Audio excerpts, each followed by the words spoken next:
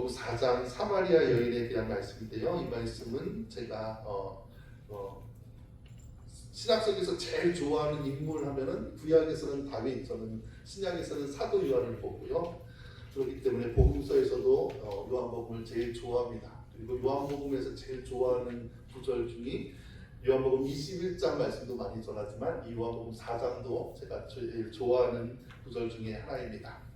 우리가 지난 시간에는 요한복음 그 성도들에게 제일 유명한 구절 요한복음 3장 16절의 앞에 15절까지 말씀을 나누면서 그 하나님의 세상을 이처럼 살아가서 그 말씀이 어떠한 배경에서 나왔는가, 유대인의 지도자요 참 엘리트였던 니고데모가 자기가 성경을 많이 알면도 불구하고 영적인 안식이 없었던 그가 밤에 예수님께 찾아와 나왔을 적에 그의 질문은 당신이 메시아이십니까? 그런데 예수님께서 하신 대답은 내가 물과 성령으로 거듭나지 아니하면 하나님 나라에 볼 수 없다. 그렇게 말하는 장면을 우리가 나누었습니다.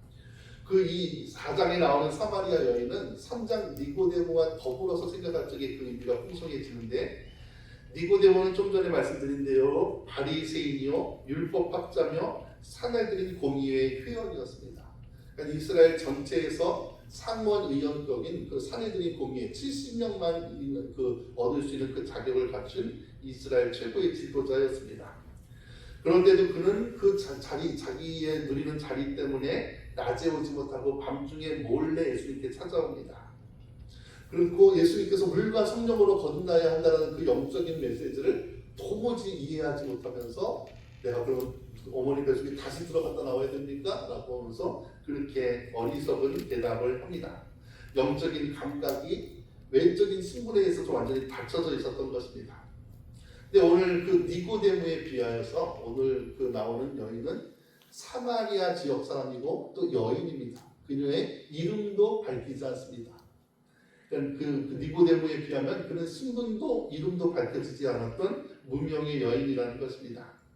사마리아 여인 하면은 여러분들 성경을 좀 아시는 분들은 알겠지만 유대인들이 상종하지 않은, 땅은 이스라엘 가운데 살아갔지만 그 지역은 누구도 가지 않는 그야말로 소외된 사람이요 그렇게 상종치 못하는, 이방인보다도 상종치 못하는 자였습니다. 그리고 그들 중에서도 또 좀 이따가 나누겠지만 남편을 5이나 바꾼, 그래서 그 지역에서조차도 또 인정받지 못하고 아무도 오지 않는 낮 12시에 우물가에서 물을 길러야만 되는 소외된 사람들 중에서도 가장 소외된 여인이 바로 이 여인이었습니다. 그런데 니고데모는 밤에 예수님을 찾아왔는데 이 여인은 그 낮 땡땡 햇빛이 내려지는 그 낮에 예수님께서 그를 만나러 오십니다. 예수님께서 먼저 와서 그를 기다리시고 그에게 말을 붙여주십니다. 그리고 그녀와 그 예수님 사이에 오가는 대화를 우리가 나누겠지만 그 내용이 깊이가 니고데모와는 비교할 수가 없습니다. 그래서 오늘 그 메시지를 통해서 예수님의 마음, 그리고 예수님께서 어떠한 자들을 만나 주시는가 우리가 함께 나누어 보도록 하겠습니다. 먼저 볼 것은 요한복음 4장 3절 4절 말씀인데요. 이 전에 3절 4절이 없으면 제가 한번 읽어드릴게요. 있어요? 제가 그 사이에 띄워주시면 좋고요. 제가 먼저 읽을 테니까 따라오세요. 유대를 떠나사 다시 갈릴리로 가실새 사마리아를 통과하여야 하겠는지라. 우리말로 이렇게 사마리아를 통과하여야 하겠는지라. 영어 성경으로는 Now he had to go through Samaria 이렇게 하고, 어떤 영어 성경은 Now he must through Samaria, must go through Samaria 이렇게 얘기합니다. 그러니까 예수님께서 지나가다가 우연하게 들린 것이 아니라 갈릴리에서 그 유대를 떠나서 갈릴리로 다시 들어가면서 이곳을 내가 반드시 방문해야 돼, 꼭 들려야 돼 그러면서 방문한 곳이 사마리아 땅인데 그곳에서 이 여인 하나를 만나고 오시죠. 그러니까 예수님께서 미리 계획해서 꼭 이 여자를 만나고 가야 된다 하면서 가셨던 땅이 사마리아 땅이라는 것입니다. 좀 전에도 말했지만 이것이 아무리 지름길이라 하더라도 유대인 어떤 누구도 이 지역을 지나가지 않는 땅입니다. 그 길을 들어갔다 나오는 것만 해도 나는 부정하게 된다라는 인식들이 강하기 때문에 이 땅은 돌아서 가고 피해서 가는 땅입니다. 그런데도 예수님께서는 내가 이 곳을 꼭 가야 돼 하면서 제자들과 함께 그곳에 방문해서 이 여인 하나를 만나 주십니다. 이 여인 개인의 됨됨이와는 상관없이 그 당시 여인은 사마리아인이라는 이유 하나만으로도 사회의 소외적인 위치에 있는 사마리아 그 여인이었는데 크게 세 가지 역사적인 사건이 있는데요. 나만 그 다윗이 죽고 솔로몬이 이제 그 우상 숭배를 해가면서 솔로몬 이후에 아들 때 이스라엘이 두 왕국으로 갈라지지 않습니까? 그래서 솔로몬의 아들 르호보암이 다스렸던 나라는 유다와 베냐민 지파 딱 두 지파만 유다 왕국을 이루고 나머지 10지파가 여로보암이 왕이 되어서 북왕국 이스라엘이 됩니다. 근데 이 여로보암 왕이 내가 10지파를 수용했다 하더라도 사람들이 예루살렘 성전에 들락달락 거리면 또 그 사람들이 예루살렘 유다에 갈 수 있기 때문에 나는 예배당을 따로 지어야지 하면서 베델과 단에 그들만의 성전을 따로 지어놓고 북왕국 이스라엘 사람들이 유다에 가서 예루살렘 성전에 가서 예배하지 못하도록 그렇게 막아놓았습니다. 그래서 그곳에서 황금 송아지를 하나님이라 불러오면서 자기들이 세운 제사장, 자기들이 원하는 때를 절기로 삼고 그러면서 잘못된 예배를 드려왔습니다. 그래서 유다 사람들은 이 예루살렘 성전에서 드리는 유다 사람들은 수적으로는 양적으로는 비록 소수였다 할지라도 우리는 하나님의 임재가 머무르는 예루살렘의 그 우리의 정통성이 우리 안에 있다라는 그 의식이 굉장히 강하였습니다. 그런데 북왕국이 먼저 아수르한테 패하게 되고 이제 나라가 망하게 되는데 그리고 100여 년이 훨씬 지나서 유다 왕국도 바벨론에 의해서 망하게 되는데 바벨론과 아수르의 그 식민 정책이 좀 달랐습니다. 바벨론은 우리가 다니엘서를 본 바와 같이 유다에 있는 젊은 사람들을 다 바벨론으로 데리고 와서 거기서 최고의 교육을 시켜가면서 바벨론의 일꾼으로 키웠습니다. 그러니까 좋은 이스라엘 사람들을 자기 나라로 수입해서 교육도 잘 시켜서 자기 나라 백성으로 삼은 것입니다. 근데 사마리아, 아수르는 어떤 정책을 폈냐면 그 이스라엘 사람들을 자기 나라로 데리고 온 것이 아니라 거꾸로 자기 나라 남정네들을 그곳 사마리아 땅으로 보내가지고 무차별적으로 여인들을 강간하든지 어떻게 범해가지고 그 여인들을 더럽혀가면서 그 땅을 자기 나라 사람들이 차지하도록 그러한 식민정책, 거꾸로 된 식민정책을 폈습니다.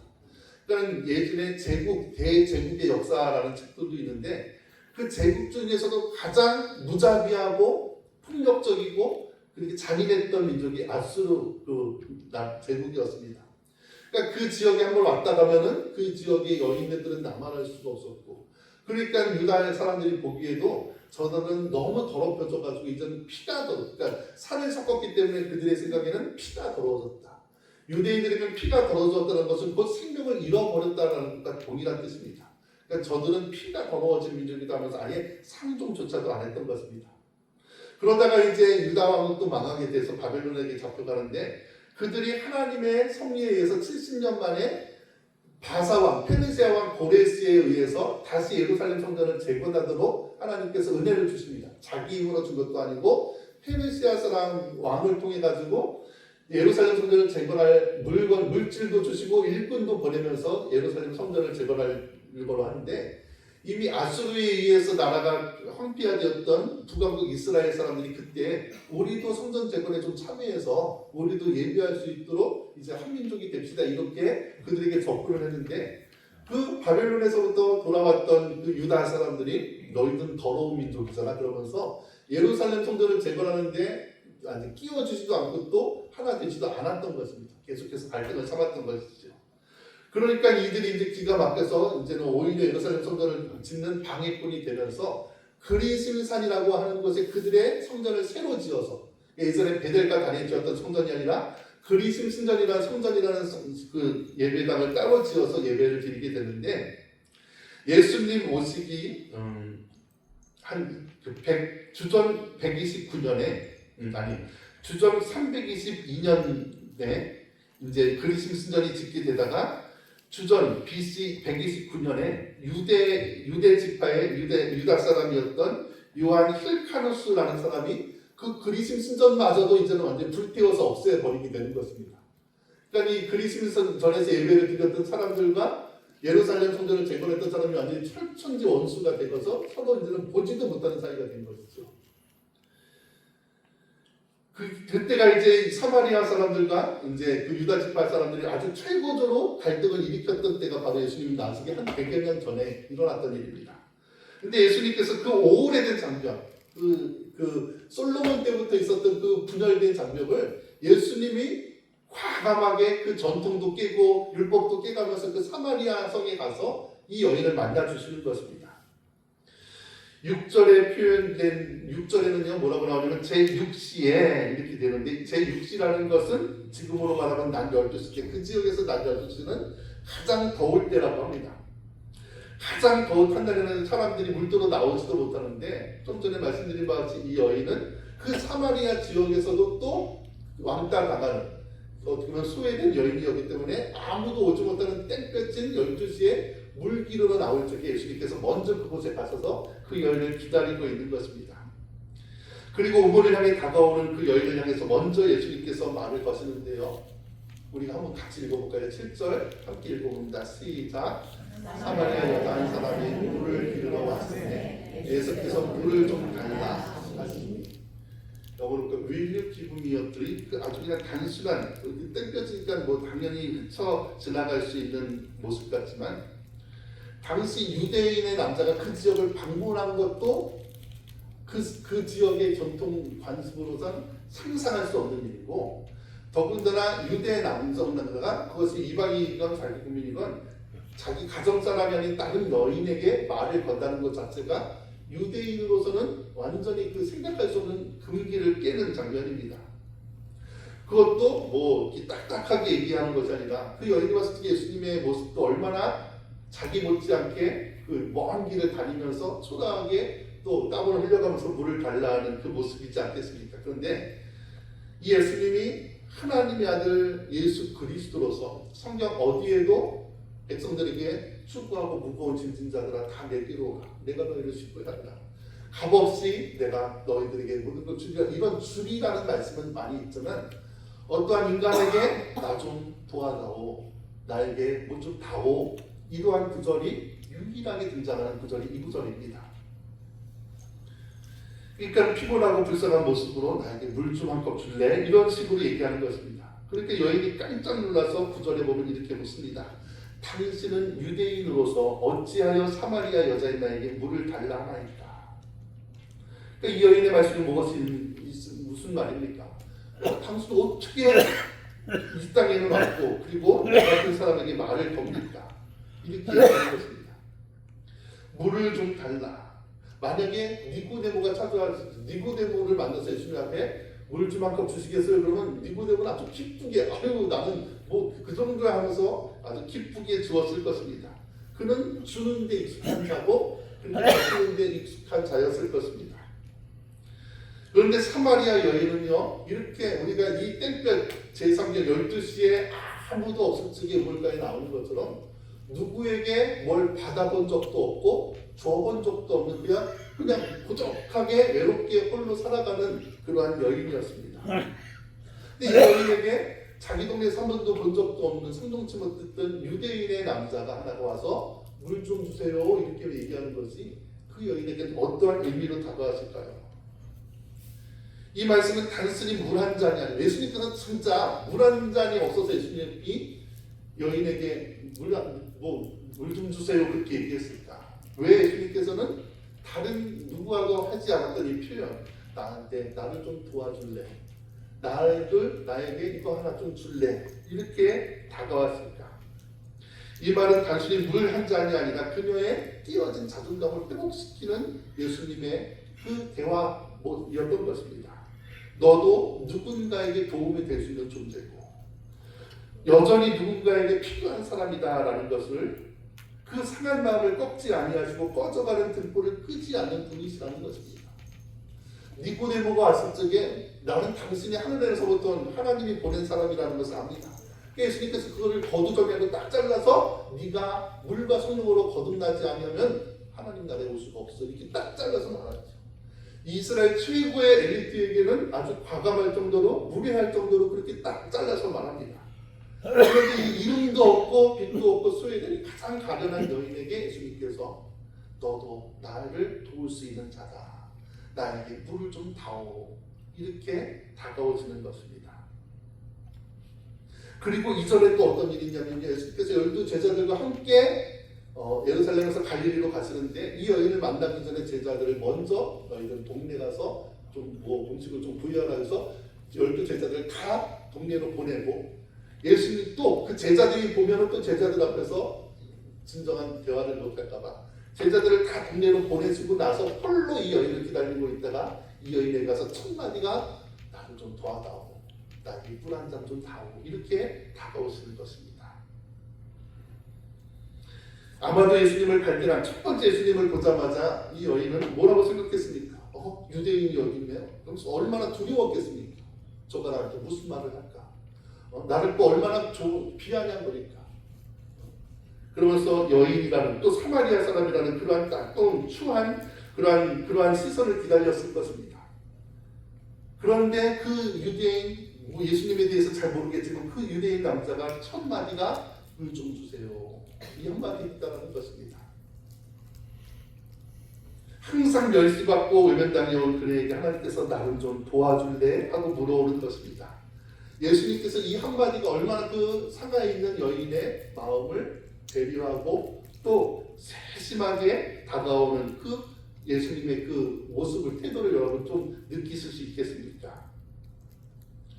숨겨져 있는 또 하나의 비밀은요, 이 대화의 장소가 되는 바로 우물입니다. 이 우물을 야곱의 우물이라 걸고 있는데, 성경을 해석할 적에 특별히 언급한 장소를 유심히 살피는 것은 또 성경의 또 다른 의미를 발견하게 되는데, 이 우물은 이스라엘 백성들에게, 유대인 히브리인들에게는 일상의 장소요, 또 사람들을 만날 수 있는 아주 평범한 장소였지만 특별히 어떤 의미가 있냐면은 창세기 24장에 아브라함이 자기 아들 이삭의 아내를 구하기 위해서 늙은 종을 보내는데 그가 어디서 리브가를 만나냐면 바로 이 우물가에서 리브가와 첫 만남을 얻습니다. 창세기 29장에서도 야곱이 라헬을 만난 것도 이 우물가입니다. 그러니까 우물가의 또 다른 의미는 남자가 신부를 만나게 되는 장소가 바로 이곳이라는 것입니다. 마치 요즘 시대에 우리가 커피숍 가서 차 한잔 할까 하는 그 커피숍과도 같은 장소가 이 우물가였다라는 것입니다. 이렇게 보면 우리가 왜 요한복음의 첫 번째 표적이 가나 혼인잔치에서 시작됩니다. 예수님의 전체 사역이 결국은 죄에 빠진 우리를 구원해서 예수님과 그 새 혼인잔치를 여는 그 모습으로 지금 이렇게 예수님께서 참 혼인잔치의 모습으로 그녀를 초대하고 있는 것입니다. 세상에서는 이 여인을 부정하다 더럽다 욕하지만 예수님께서는 이 여인을 만나기 위해 가는 길을 돌아서 사마리아로 오시고 또 제자들을 마을로 보내시고 그리고 가장 무더운 대낮에 그녀를 기다리시면서 그녀에게 말을 걸어오십니다. 혹이나 그 마음이 상할까봐 조심하시면서 그 자존심이 다칠까봐 염려하시면서 정말로 신랑이 신부를 사랑하듯이 그 여인에게 세심하게 다가오는 것입니다. 근데 여기서 이제 뜻밖의 예수님의 한 질문이 떨어지게 되는데 그것이 우리가 읽은 16절, 18절에 나오는 가서 네 남편을 불러오라.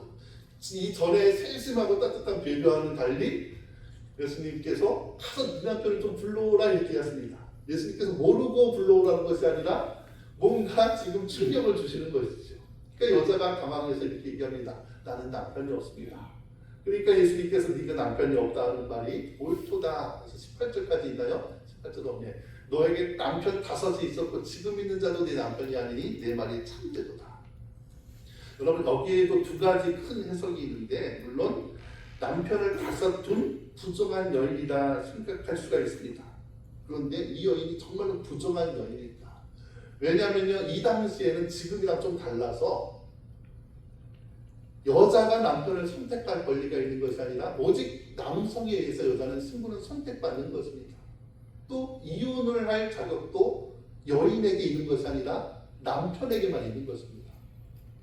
그러면 5번 5 남편이 있었다는 것은 다른 말로 하면은 5번이나 남편에게 버림받은 체인받은 우리 집사님 쓰는데 그러니까는 부정하다기보다는 오히려 얼마나 불쌍합니까? 한 번 버림받는 것만 해도 얼마나 큰 치명상이 됩니까? 근데 5번이나 남편에게 버림받고 지금도 누구랑 같이 살고 있는데 혼인식도 올리지 않고 그냥 살고 있다. 또 어떻게 될지 모른다는 것이죠.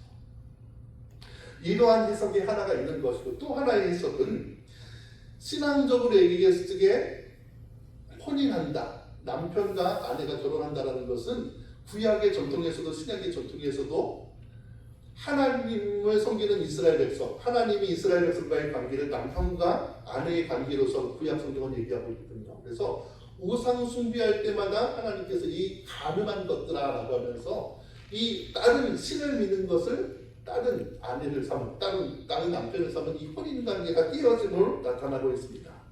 그러니까 5 남편을 두고 지금도 다른 남자가 살고 있다는 것은 문자적으로는 5 남편한테 버림받았다라는 그런 해석도 되지만, 상징적으로서 신앙적으로는 사마리아 사람들이 의지하고 있는, 그리고 아수르에 의해서 강요된 우상들, 바벨론에 의해서 강요된 우상들, 바다와 메대에 의해서 강요된 우상들, 그리고 예수님 오시기 전에 헬라 제국에 의해서, 그리고 지금은 로마에 의해서 지배되고 있는 그들의 신앙관을 얘기할 수도 있다는 것이죠.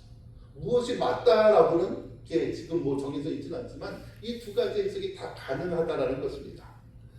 그녀의 실제 남편을 이야기한 것인지, 그녀가 숨기고 있는 우상을 이야기하는 것인지 주성마다 해석이 여러 가지지만, 그것이 어떠한 것인 주님이 말씀하시고자 하는 것은 뭡니까? 그녀의 갈증을 해소하기 위해서 그동안 그녀가 세상에서 취해왔던 그녀의 땅의 의지처들을 얘기하는 것이죠. 내가 너에게 주는 물은 영원히 목마르지 않는 그러한 생명수이다라는 것을 먼저 얘기하신 뒤에, 그런데 너 지금까지 무엇을 의지하고 살았니? 어떤 남편을, 어떠한 신을 의지하고 살았니? 그것을 지금 끄집어내고 있는 것입니다. 5명의 남편과 살아봤지만 그것이 육적인 남편이건 영적인 우상이건 그녀에게 진짜 한 번이라도 큰 만족이 있었는가? 지금 살고 있는 6번째 사람도 혹은 6번째 신도 진짜 남편이 아닌 이래 거짓 남편일 텐데, 예수님이 그러면 몇 번째 남편이 되는 것입니까? 만약에 이게 혼인 관계라면 5 남편이 지나갔고 지금 살고 있는 남자도 아니고, 예수님과 만약에 혼인을 한다면 예수님은 몇 번째 남편이 되는 것입니까? 7번째 남편이죠. 완전한 참된 남편, 신랑이 된다는 것입니다. 이런 오묘하고 배려심 깊은 예수님과의 대화 속에서 여러분들, 제가 모든 구절을 다 읽어줄 수는 없지만 처음에 이 여인은 예수님을 유대인이라고 9절에서 부르면서 그 다음부터 11절, 15절, 19절에서는 예수님을 가리켜 주라고 부릅니다. 그러면서 19절에서는 이제 예수님을 위해서 선지자이로소이다 라고 얘기하면서 마침내 25절, 29절에는 예수님을 향해서 메시아라고 부릅니다. 예수님과의 만남과 대화를 통해서 예수님에 대한 지식이 이제는 유대인에서 이제는 이때의 주는 그냥 자기의 그 상급자를 얘기하는 그런 로드라는 것이겠지만, 거기에서 프로페시구나, 선지자구나, 그러면서 이제는 당신이 메시아구나라고 하면서 그의 신앙이 예수님과의 대화를 통해서 이렇게 자라가는 것입니다. 니고데모와 비교해서 보면 이 여인과의 대화를 통해서 이 수준이 니고데모의 수준보다 얼마나 높습니까?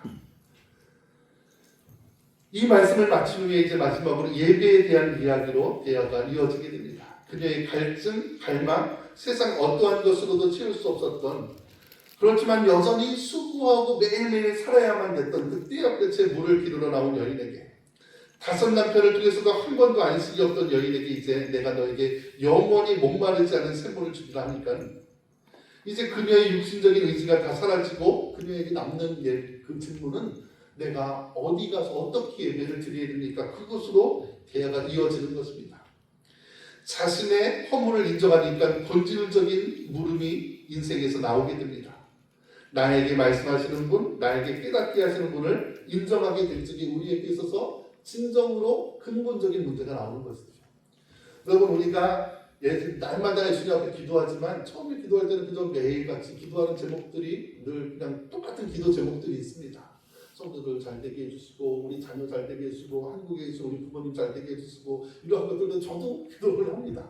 근데 이런 것들을 다 벗어던지고 예수님께서 그 어떠한 병자들이라든지 누구를 만날 때마다 내가 내게 무엇하여 주기를 원하느냐, 그렇게 묻죠. 여러분, 일생에 한 번 예수님께서 여러분들한테 내가 내게 무엇하여 주기를 원하느냐라고 한다면 여러분 무슨 기도를 드리시겠습니까? 그때도 똑같이 내 자녀 잘 되게 해주세요, 내 남편 잘 되게 해주세요, 그런 기도 드리시겠습니까? 한 번밖에 기회가 없다면.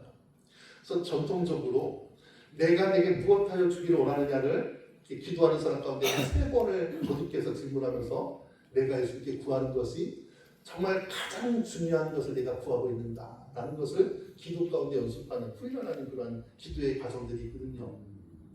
그래서 진짜 내게 필요한 것이 무엇인가? 내가 본질적으로 필요한 것이 무엇인가? 근데 그 사마리아 여인에게는 어떻게 예비하는 것이 맞습니까? 지금 그 질문으로 온 것입니다.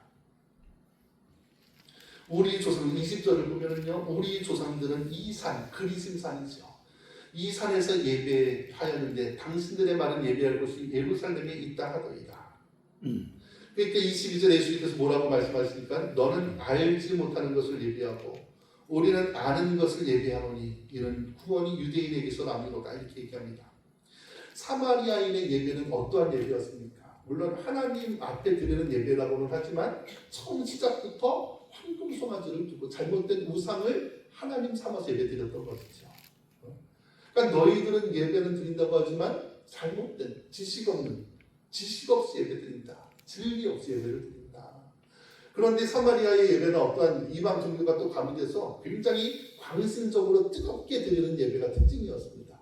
마치 엘리야가 그 갈멜산 꼭대기에서 그 바알 선지자, 아세라 선지자랑 그 비를 가지고 대결을 하지 않습니까?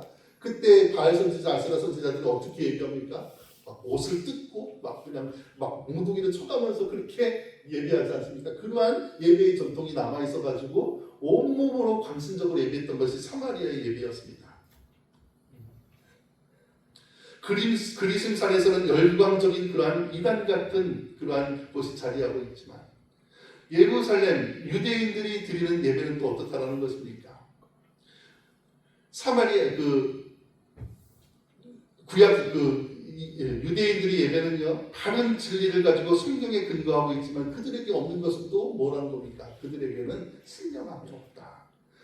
그들은 예배의 의식을 모두 갖추고 예배를 드렸으나 예배에 대한 그들의 마음이 진정성이 하나님에 대한 순수함이 남아있지 않다. 그러면서 예루살렘에서 드려지는 예배와 그 그리심산에서 드려지는 예배를 하나님 주님께서 똑같이 이제는 지적하시는 것입니다.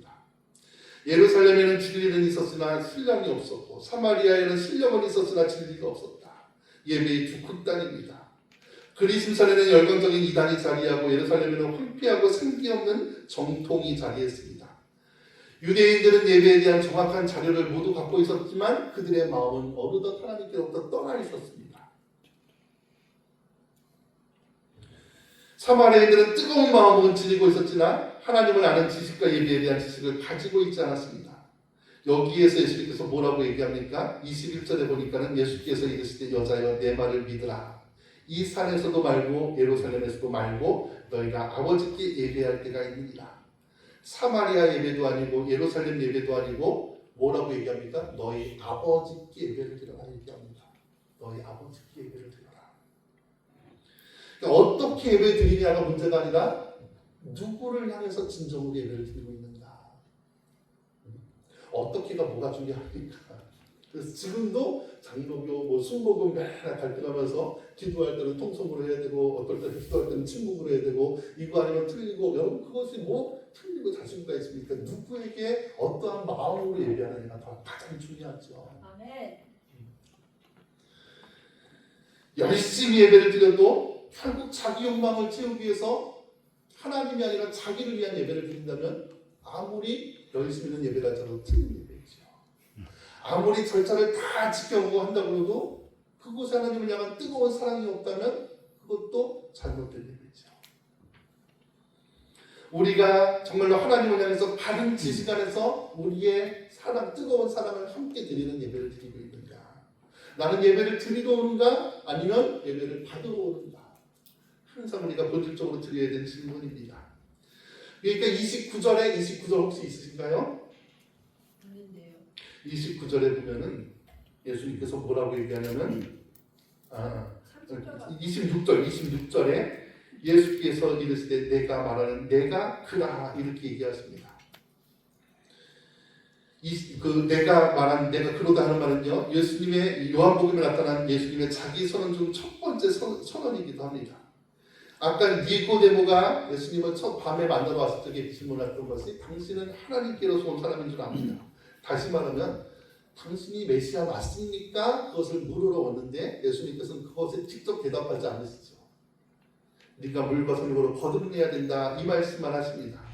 근데 이 여인에게는요 영원히 목마르지 않은 물과 성령으로 여인에게 마시게 한 다음에 그러니까 물과 성령으로 거듭나는 것이죠. 그런 다음에 거듭난 그에게 말씀하시는 것이 내가 바로 메시아다라는 선언을 니고데모가 아니라 바로 이 여인에게 들려주시는 것입니다. 참 그리스도이신 예수님을 만난 여인이 앞으로 어떻게 됩니까? 그녀는 사마리아 땅에서도 누구도 만나지 않고 홀로 살아가는 자인데 예수님께서 시키지도 않았는데 예수님이 메시아라는 소식을 듣자마자 어떻게 합니까? 마을로 달려나가서 마을 사람들에게 와서 보아라. 알아요? 여자의 말이 내가 행한 모든 것을 그가 내게 말하였다 증언하고 그 동네 중에 많은 사마리아인이 예수를 믿더라 이렇게 얘기합니다.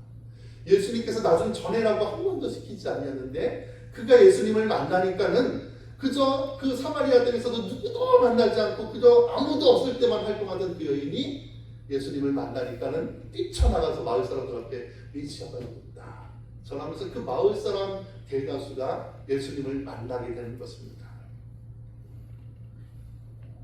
여인이 주님을 유대인에게서 주님, 주에서 선지자로 선지자에서 그리스도로 고백하면서 그녀의 믿음이 자라듯 그녀의 믿음이 자라니까 이제 세상을 향한 그녀의 태도도 바뀌어지는 것입니다. 혼자만 살다가 나가서 관계하는 자가 됩니다. 세상이 두렵지 않은 자가 됩니다. 이제는 사람들이 두렵지 않습니다. 오히려 그들에게 애타는 마음이 생깁니다. 내가 만난 예수 그들에게도 보여주고 싶습니다.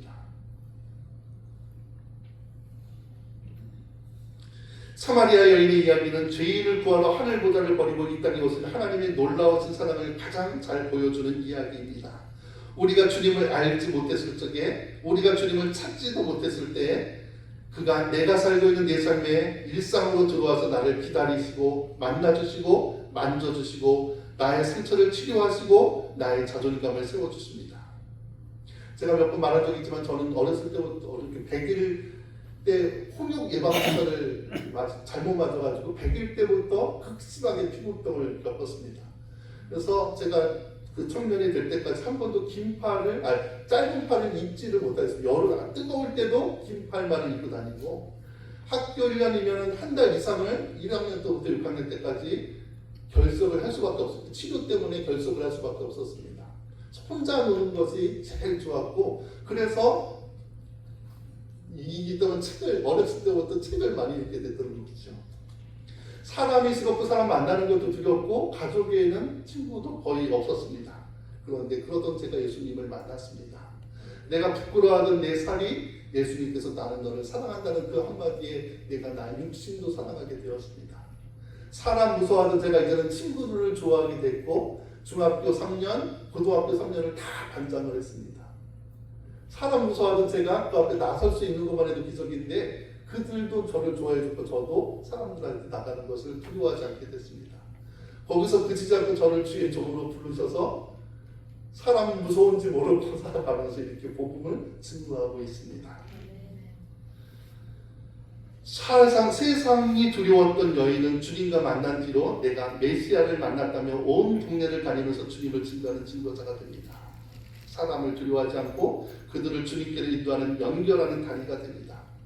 니고데모가 밤에 몰래 주님께 찾아와서 점점 더 제자가 되어가는 것도 놀라운 기적이지만 이 여인과 예수님께서 이 여인을 만나주시는 그 사건, 그 변화는 예수님을 만나 변화된 가장 극적인 변화를 보여줍니다. 예수님과의 대화를 통해서 그녀는 예수님을 알아갑니다. 그녀의 고백을 통해서 그 고백의 변화는 단지 신앙의 고백이 아니라 그의 삶의 변화로서 이어지게 됩니다. 여러분, 사마리아 여인의 이 이야기는 과거의 사건이 아닙니다. 오늘도 예수님은 우리의 일상 우물가에서 우리를 기다리고 계십니다. 그러면서 아무도 찾지 않은 그곳에서 나를 먼저 와서 기다려주시면서 나에게 말을 붙여주십니다. 네가 필요하다. 내가 너와 함께 일하고 싶다. 나는 무가차고 가족조차도 내가 쓸모없는 것처럼 내가 무슨 쓸모가 있을까 이렇게 염려하며 살지 모르겠지만 예수님께서는 그러한 우리에게 찾아오셔서 나는 네가 필요하다. 너는 여전히 쓸모있는 존재다. 라고 우리를 불러주십니다. 그런데 그렇게 우리 예수님 앞에 얘기하다 보면 어느덧 주님이 나의 생명이 되시고 나에게 주님의 사랑을 듬뿍 받아 이제 그 두려워하던 사람들도 세상도 전혀 두렵지 않고 이제는 주님을 나타낼 수 있는 그러한 전도의 장이 되는 것입니다. 이러한 역사가 여기 모여있는 모든 분들에게 일어나길 원합니다. 여러분 전화 신방하다 보면요 상처 입어서 세상 교회도 그렇고 세상도 그렇고 만나기 싫어하는 분들을 많이 만나게 됩니다. 그런데 그 상처를 끄집어 가다 보면은 그 속에 있는 깊은 외로움도 보게 됩니다. 여러분 교회에 나오면서 교회를 떠난 사람들을 봤을 적에 만나다 보면은요 예수님 싫어서 교회 떠난 사람들은 거의 없습니다. 다 예수 믿는 사람들 때문에 상처 입어서 교회를 떠난 사람들 투성입니다. 여러분 신앙을 버린 사람 중에 나는 예수님이 지긋지긋해 그래서 예수님 그 신앙 떠난 사람 여러분 본 적이 있습니까? 네, 예수 믿는 사람들 때문에 난 예수님을 안 믿게 돼서 그런 사람들은 많죠. 근데 오늘 성경에 본 바와 같이 그 예수님은 그 수혜받은 상처 입은 교회를 먼 길을 돌아서 앉아서 기다려 주시면서 가장 세심하게 배려하면서 우리 안에 있는 그 무너진 상처를 치료해 주시면서 우리에게 쓸모있는 존재라고 우리를 일으켜 주시고 우리로 하여금 주님을 전하게 합니다. 여러분 그러한 역사가 은혜가 우리 센트라밸리 한인연합교회 가운데도 풍성하게 임할 수 있기를 주의 이름으로 간절히 축원드립니다. 오늘 예배